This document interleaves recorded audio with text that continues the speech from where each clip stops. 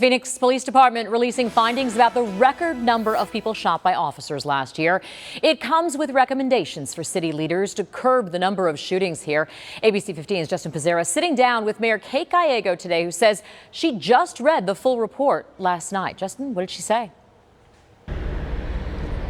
Yeah, good afternoon, Faye. The mayor said that she just got this report last night, and of course she did have a lot of reading to do because it is so detailed. Now, these city officials here today were very clear to point out the mental health aspect to all of this. The mayor said that she was even surprised at the number of calls, the mental health calls, Phoenix police officers have to respond to. For instance, last year they got more than 4,000 calls for suicide. That equals about 11 calls every single day.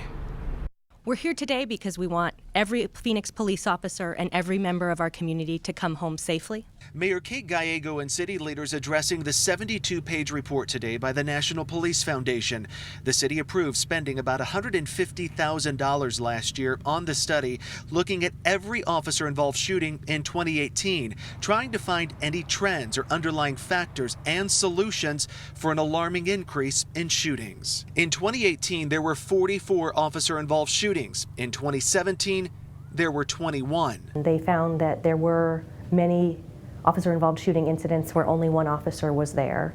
They recommended we do a staffing study. I think we can go beyond that. In 2018, the city says officers responded to more than 4,000 suicide calls and 12,000 behavioral health calls. You might as well call us the Phoenix Police and Mental Health Department because so many of the calls the officers have to address have a mental health component. Gallego says one solution, allowing mental health professionals to ride with Phoenix police officers so those units could be dispatched to calls involving a mental health crisis. That is a very different recommendation from what we've been doing at the City of Phoenix, but one that has been successful in other communities. I believe that recommendation can save lives. The study did not find a single issue within the police department or in the community pointing to one specific quick fix, but it did find an increase in officers encountering subjects who were armed with a weapon or simulated weapon and an increase in assaults on officers. The study also pointing out a perceived lack of transparency and trust between Phoenix police and the community. 9 recommendations were given, including sharing more data with the community, even allowing the public to see a full 10 years of use of force data that would be updated every quarter. And that was Justin Pizzera reporting. Next up, does this study give the Phoenix police chief the answers that she was looking for? Alarmed by the spike in the number of officer-involved shootings, Jerry Williams requested this study to help figure out what was leading to all of this violence. ABC 15's Sonu Wasu is sitting down for a one-on-one with the chief. Sonu, what's she saying?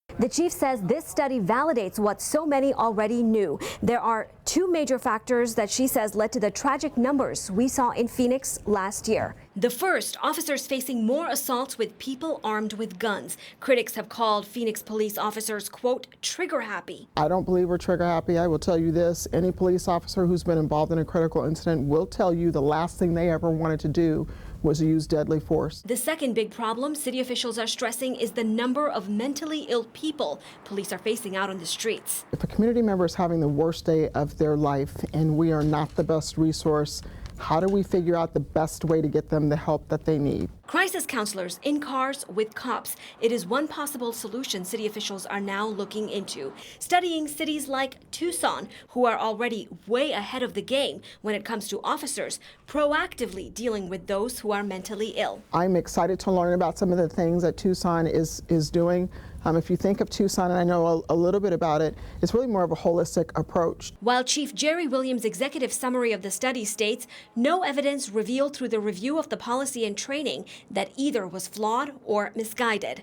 We noted one of the recommendations made by the National Police Foundation, who conducted this study, is for the city to continue to improve their training. I don't even think I have to get my officers on board with that. So when we signed up to be police officers, we knew that there were some nuances and dynamics. I think we ask more of our police officers than we ask any other profession on the planet. The report also calls for Phoenix police to increase transparency, and it shows there's a big problem with trust between police and the community. I'll have more on how the chief plans to address that coming up tonight in my report on ABC 15 News at 10.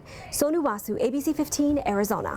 So new thanks. The community organizations we contacted say they are still assessing the findings of the report. However, a father whose son was killed by police in January is speaking out. Roland Harris's son Jacob was shot by police in January. He was one of 4 people accused of robbing a fast food restaurant. Harris says the officer who shot his son has been involved in other officer-involved shootings, and he hopes any changes the department makes include ensuring the mental fitness of its officers. If you have an officer that's involved in multiple shootings, like in my son's case, my son was the 3rd person that officer shot and killed within the last 3 years. I mean, you got to have them tested, mentally tested for PTSD. Phoenix Police Union President Brett London says Fleet needs to fully digest the report, but he says it appears to support the claim there were more officer-involved shootings in Phoenix in 2018 because there were more assaults on officers by people using weapons.